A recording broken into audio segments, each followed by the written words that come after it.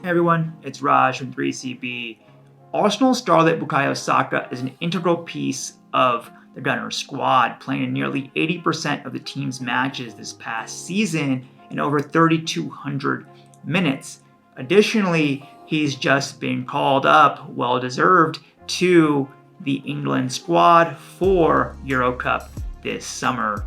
This leads to two key questions. One is, was he overplayed this past season? And secondly, how will the club and player navigate his inclusion in the Euro Cup to mitigate any health concerns for next season? Firstly, for the overplayed question, I want to eliminate this idea that it's simply manager Mikel Arteta who says yes or no to a player playing. It's certainly not that simple. You have multiple groups, all with certain weights added to their opinion, that make that decision. You have the sports science team who has access to his biometrics and physiological indicators and further data such as sprint speed, sprint volume, amount of distance covered, etc., who can add a very objective opinion to player availability. You have the strength and conditioning staff who's working with Saka on a daily and weekly basis, who can have an opinion and understand his physical fatigue.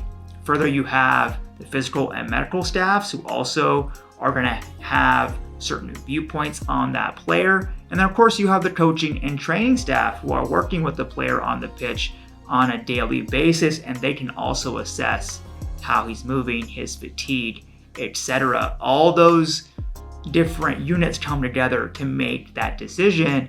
And there's been multiple times this season where manager Mikel Arteta has said the player was simply unavailable, and that's based on that decision-making process. Further, for Saka, you can see based on his injury history this season, it's impeccable. He only had 2 very minor muscular issues, and he missed 8 days in 2 games total. Considering he's still only 19 and did play considerable minutes, that's pretty dang impressive and speaks to very good decision making and methodology from the Arsenal club, something they've shown increasingly so in recent years. Now, moving to the second question about the Euro Cup and navigating that.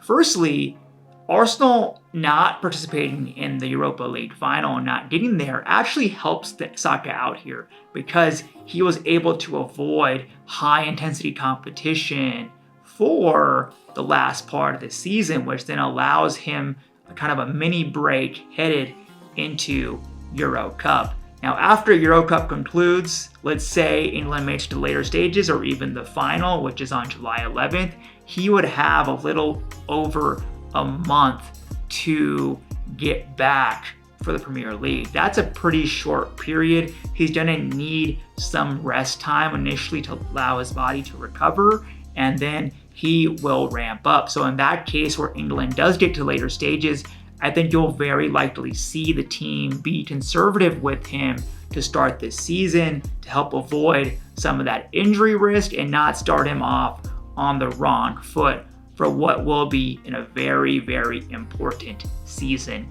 I think the key thing, the key positive here in all of this is that Saka has shown he can certainly handle minutes, but more so than that, the decision-making process at Arsenal when it comes to health and fitness seems to be extremely sound.